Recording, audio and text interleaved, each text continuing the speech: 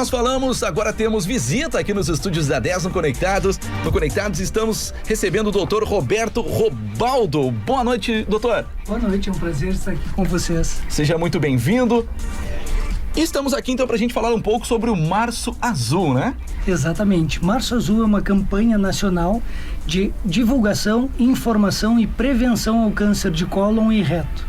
Assim como acontece com o Outubro Rosa, que é do câncer de mama, e o Novembro Azul, que é do câncer de próstata, nós estamos levando essa informação para a população, porque o câncer coloretal, por menos que se conheça, está muito frequente na sociedade.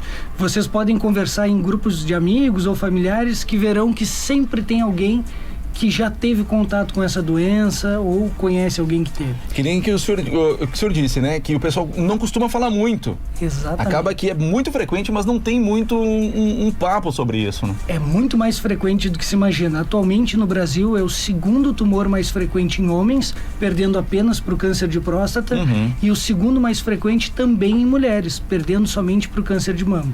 Tu vê só. E quais são os sintomas, doutor? Isso que é uma armadilha para os pacientes, porque os sintomas são muito vagos, são sintomas facilmente atribuídos a outras causas. Na maior parte das vezes, o principal sintoma é uma mudança no funcionamento intestinal. Então a pessoa tinha um ritmo intestinal de uma forma e daqui a pouco muda. Ela começa a ter constipação, que nunca tinha tido, o intestino fica preso, ou começa a ter diarreia de forma inesperada, ou até mesmo intercalar esses dois tipos. Além disso, pode mudar o formato das fezes, a cor das fezes, apresentar muco, como se fosse uma secreção misturada, raias de sangue, um sangramento anal vivo, que geralmente é o que mais assusta os pacientes e leva para procurar consulta, mas também tem outros sintomas, como distensão abdominal, desconforto, emagrecimento, que esses, infelizmente, já são sintomas de um quadro um pouco mais avançado, que tristemente é a realidade da maior parte dos pacientes. Atualmente, 85% dos pacientes, por falta de informação, são diagnosticados em fases tardias da doença, onde as chances de cura são menores do que 10%. Isso é um contraponto com uma realidade que nós poderíamos ter, porque quando diagnosticado no início, ou seja, se o paciente tiver informação, tiver contato com tudo isso que nós estamos conversando, ele vai procurar atendimento antes, e se for diagnosticado nos momentos iniciais, a chance de cura é mais de 90%. Nossa, e falando nisso, né, que o câncer de colo retal, né, ele é o terceiro que mais mata no país, né? Terceiro que mais mata. E quem, assim, quiser procurar um especialista nisso, né? Tem alguns sintomas ou tem dúvidas? Qual é o momento certo? Momento certo. Isso? Exatamente. Quando tem algum desses sintomas que nós comentamos, já é o momento de procurar atendimento. Mas tem algumas pessoas que vão buscar só a prevenção, que isso também é uma parte importante da campanha. Seria o ideal, né? Exatamente. Conscientizar que existe prevenção, assim como para o câncer de mama existe a mamografia, para o câncer de próstata, o toque retal e o PSA. Para o câncer de cólon e reto também tem a prevenção. O melhor exame é a colonoscopia, que é um exame meio temido pelos pacientes, mas hoje em dia é super tranquilo, bem fácil, é bem tranquilo mesmo. As pessoas têm muito medo de fazer e depois acabam até se arrependendo de não ter feito antes. Mas quem precisa procurar atendimento? Quem tem algum dos sintomas ou quem tenha mais de 45 anos. Mesmo não tendo sintomas, exceto aquelas pessoas que já têm casos na família. Quando tem algum familiar com diagnóstico de câncer de cólon ou de reto, a família, os parentes de primeiro grau, ou seja, irmãos, filhos, pais, devem procurar o atendimento 10 anos antes daquele caso, já para começar os exames de prevenção, porque dentre os fatores de risco, um que tem um peso muito grande é o fator genético. Então, quem tem história na família tem um risco maior, claro que aí vem associado com outros hábitos comportamentais também. A gente colocou uma caixinha de pergunta no nosso Instagram e aqui nós temos algumas perguntas. Por exemplo, tá? A Larissa, ela quer saber quais são as principais causas para o desenvolvimento do câncer. Câncer, em mais de 90% das vezes, na verdade 92,7%, tem origem em pólipos.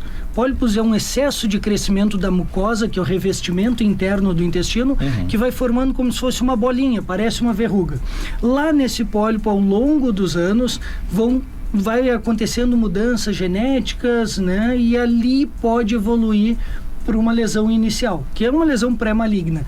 O tempo que leva para isso acontecer é em torno de 7 a 10 anos. Por isso que tem alguns colegas que dizem que o câncer de intestino, ele até que é camarada, porque ele tem um longo tempo de evolução que, se o pessoal procurar atendimento nesse período, nós conseguimos retirar esse pólipo e eliminar a chance que ele se transforme num tumor mais para frente. Sim. Essa é a principal origem dos tumores. Os tumores coloretais são neoplasias malignas que podem dar metástases, se disseminar pelo corpo.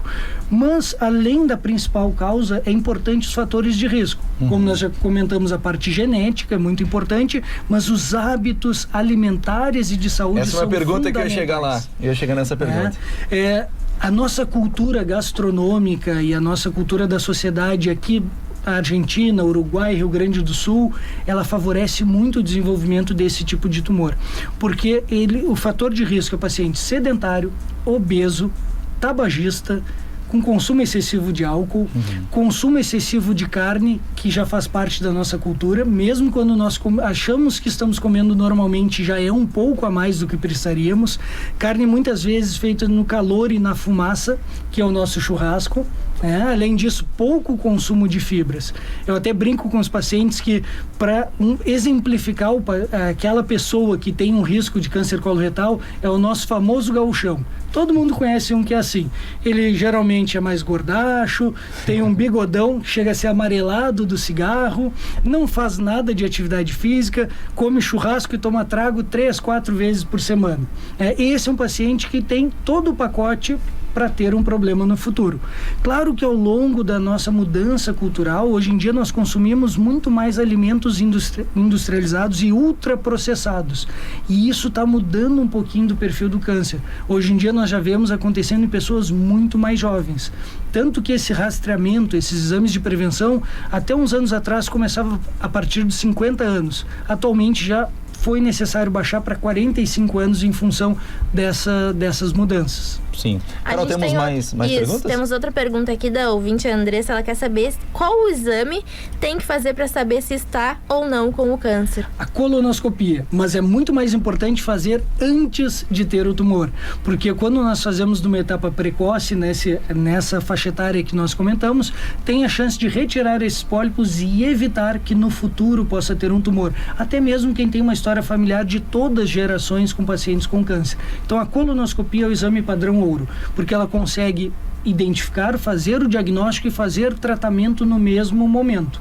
Claro que tem alguns pacientes que já têm a lesão estabelecida, e esses pacientes vão precisar de um tratamento um pouco mais elaborado. Pessoal, uma coisa super importante é que todo mundo saiba que o câncer de cólon e reto sempre tem cura. Sempre tem tratamento. Se for precoce, 90% de chance de cura, mas sempre tem tratamento. Então aquelas pessoas que tiveram diagnóstico, não é para sentir uma espada apontada para a cabeça. Sempre tem como tratar. Algumas vezes não vai se conseguir a cura, mas mesmo assim ganha-se tempo e qualidade de vida.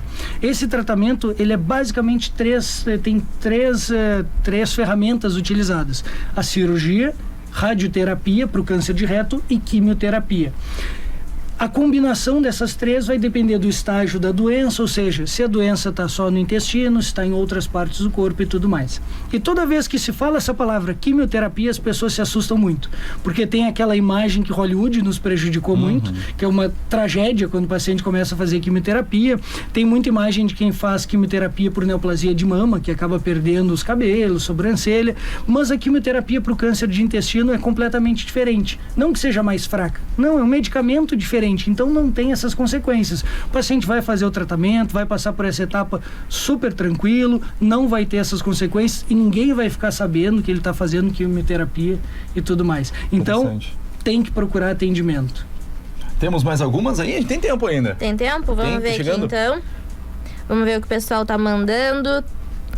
Aí tem a pergunta: quem está com este câncer apresenta sintomas? Exatamente, né? Os sintomas são muito brandos, muito discretos, mas em algum momento eles vão surgir. É que muitas vezes esses sintomas são inespecíficos e nós vamos negligenciando, vamos argumentando que seja outra coisa, não dando tanto valor. Uma questão importante que mandaram algumas perguntas para mim, uma foi: o que fazer para prevenir? doutor, eu entendi, não tenho sintomas, não tenho histórico na minha família, mas eu não quero ter esse tipo de tumor. O que eu posso fazer daqui para frente? São hábitos super simples, mas não necessariamente fáceis, porque mudança de hábito é muito difícil. Complicado. Muitas vezes é mais fácil tomar um medicamento do que mudar a sua rotina. Umas coisas básicas, pessoal, se nós voltássemos a ter uma vida de alguns anos atrás, já melhoraria muito. Ou seja, ter uma alimentação rica em fibras, então comer frutas, verduras, legumes, grãos, cereais, tentar encaixar em todas as refeições, comer um pouco menos de carne, né? Claro que pode comer de vez em quando, tomar sua cervejinha, comer seu churrasquinho, mas não na maior parte dos dias. Sim. Evitar o consumo de álcool, cessar o tabagismo, fazer atividade física, não precisa virar um maratonista, basta fazer uma caminhada 3 vezes por semana, 4 vezes. Já ajuda muito. Muito. Evitar alimentos industrializados, e aí vem aquele lema que é um exemplo muito bom para o dia a dia, que é descascar mais e desembalar menos. Isso vai trazer muita qualidade de vida. E claro, somado a tudo isso, procurar um atendimento médico, um acompanhamento, ter uma orientação técnica para fazer os exames nos momentos adequados. E doutor, e a campanha pretende engajar então a sociedade para estimular o pessoal a se cuidar, né? Exatamente, e agradeço muito a oportunidade de vocês para levar adiante essa informação. Espero que cada um que esteja aqui assistindo comente com familiares, pode procurar informação, tem um site que é www.marçoazul.org.br, pode procurar nas minhas mídias, no meu Instagram, que tem um nome curioso, que é para quebrar, todo mundo tem medo de ir no proctologista, e todo mundo acha que proctologista só trata hemorroidas. Então eu coloquei já um nome para quebrar esse gelo, assim. O nome do meu perfil é @drhemorroidas, de doutor hemorroidas. Então é só mandar uma mensagem ali, eu mesmo respondo. Legal. Então às vezes o pessoal fica com pudor, manda sua dúvida, vamos interagir e vamos levar essa informação o ano inteiro.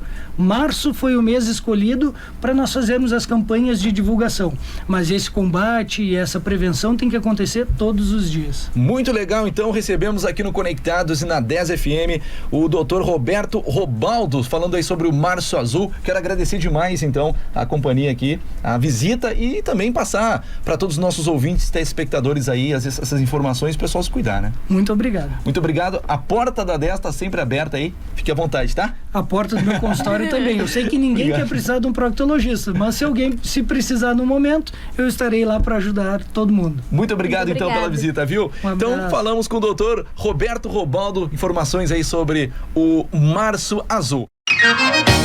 Conectados é demais!